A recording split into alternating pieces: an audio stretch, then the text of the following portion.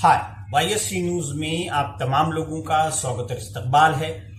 जैसा कि 2014 के बाद जब बीजेपी बरसर इक़्तिदार हुई थी तो उसने कई स्कीमें नाफिज की थी और लोगों को वर्गलाया था कि हमने startup India, make in India या इस तरीके से बहुत सी ऐसी स्कीमें जो पब्लिक से जोड़कर दिखाई जा रही थी कि इसके जरिए हम हिंदुस्तान में दीगर चीजें बनाएंगे और इस तरीके से पूरे मुल्क में मेक इन इंडिया की चीजें सामने नजर आएंगी। लेकिन अब मोदी हुकूमत की ये पोल खुलती नजर आ रही है।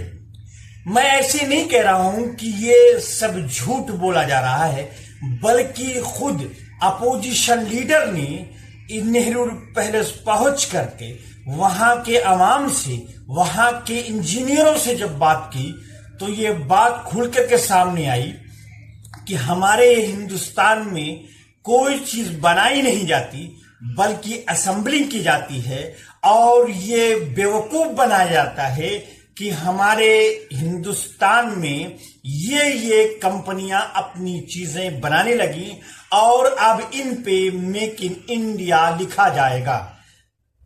जरा आप इस बयान को और इस राहुल गांधी के इस इंटरव्यू को सुनिएगा तो आपके सामने मोदी गवर्नमेंट की बहुत से पोल खुलते नजर आएंगे।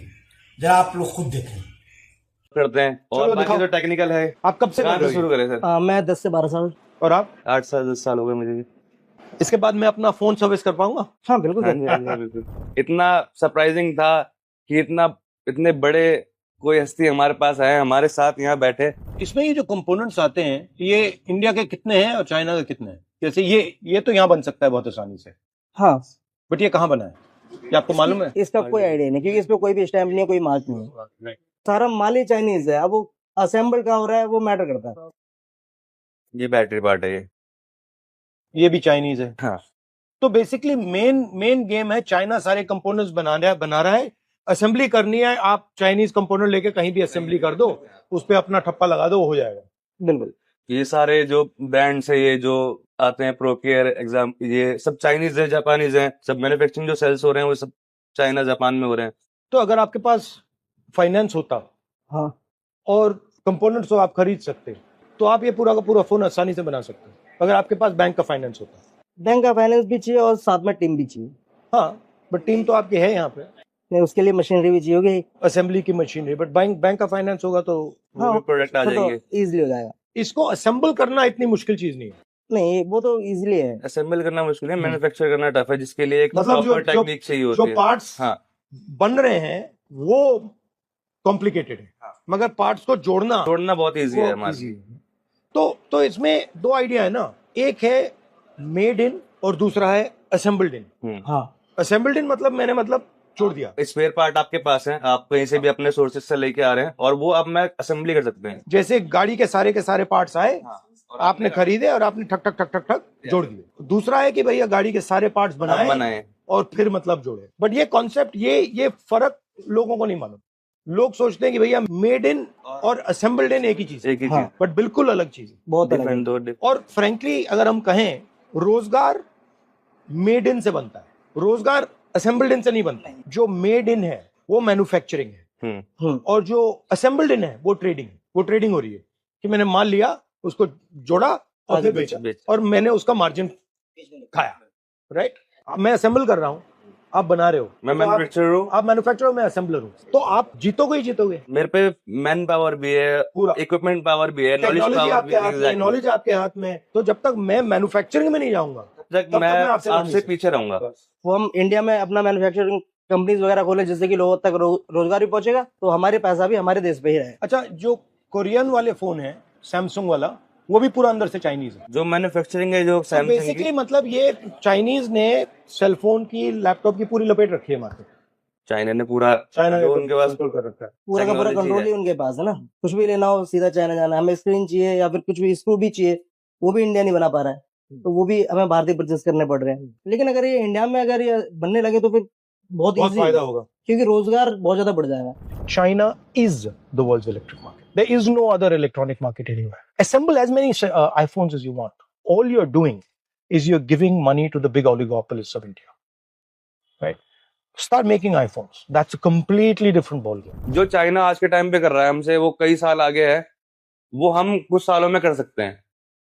अगर हमें गवर्नमेंट सपोर्ट करती है तो हम बहुत कुछ कर सकते हैं। कभी कभार प्रॉब्लम इतनी कॉम्प्लिकेटेड हो जाती है कि फिर उसे कॉम्प्लिकेटेड कैसी होती है? कॉम्प्लिकेटेड सर, जैसे ये एक मदरबोर्ड है जिसमें बहुत सारे कंपोनेंट हैं। कई बार ऐसा होता है कि यहाँ की जो हम ये आईसी चेक करेंगे कैपेसिटर से, कैपेसिटर शॉर्ट दिखा रहा है, मतलब आईसी शॉर्ट हो सकती है। आईसी हटाने के बाद भी नहीं चलता वो, फिर भी शॉर्टिंग आ रही होती है। फिर पूरे डायग्राम चेक करना पड़ता है, कहाँ से इसकी बैक वैल्यू कहाँ से आ रही है। फिर वो पूरा चेक करते हैं, फिर पता चलता है कि ये शॉर्ट जो दिखा रहा है वो इस आईसी की वजह से नहीं, वो बैक एंड की वजह से। तो बहुत कॉम्प्लिकेटेड हो जाती है। बेसिकली डिटेक्टिव हो, डिटेक्टिव बनना पड़ता डिटेक्टिव का काम करते हो कि भैया बनना पड़ता है। यहाँ पे मतलब कौन बदमाशी कर रहा है, ये सामने ही खड़ा है पर ये बदमाश नहीं है, वो कोई और है। In order to make every single one of those parts, whether it's the motherboard, whether it's the small pieces, you need a certain level of machining, a certain level of quality, a certain level of understanding of tolerances, of working with small components. That is learned skill. That is not something that you can just get in 2 minutes. Until you start respecting the idea of physical labor, the man who's doing that work. But we have no respect for, that guy on the street who's sitting there selling his stuff hours and hours and hours and hours, and he's working as hard as anybody else. So that's to me the idea. And at the center of it, and people don't like it when I say it, at the center of it is the idea of caste. We need to make this transparent. We need to show exactly how Indian society distributes power. आप लोगों ने देखा कि किस तरीके से Modi government ने अवाम को 10-11 साल से मुसलसल धोखा देने का काम किया। अब आप वो अंधभक्त जो ये कहते हुए नजर आते हैं, वो गोदी मीडिया जो ये कहते थे कि मेक इन इंडिया से रोजगार में बढ़ावा हुआ है, अब वो फैसला करें कि जब जिसका फायदा ही नहीं है, जिसकी कोई वजूद भी नहीं है, तो उससे क्या रोजगार में इजाफा हुआ होगा। इससे साफ पता चलता है कि मेक इन इंडिया के नाम पे या स्टार्टअप इंडिया के नाम पे या ग्रेट इंडिया के नाम पे जो भी चीजें कहेंगी वो सरासर झूठ है, और जितने भी रोजगार के दावे किए गए सरासर झूठ है। इसीलिए इस मामले में मोदी हुकूमत को माफी मांगनी चाहिए, और वो अंधभक्त जो मोदी को सपोर्ट करते हैं इस चीज को ज्यादा से ज्यादा लोगों में बताएं कि क्योंकि हमसे गलती हुई और मोदी हुकूमत ने हमें बेवकूफ बनाया। इसीलिए आप लोगों से गुजारिश है कि आप इस चैनल को प्रमोशन करें, प्रमोट करें, क्योंकि आप ही के सपोर्ट से ये चैनल आप तक इतनी बेहतरीन खबरें पहुंचाने का काम कर रहा है।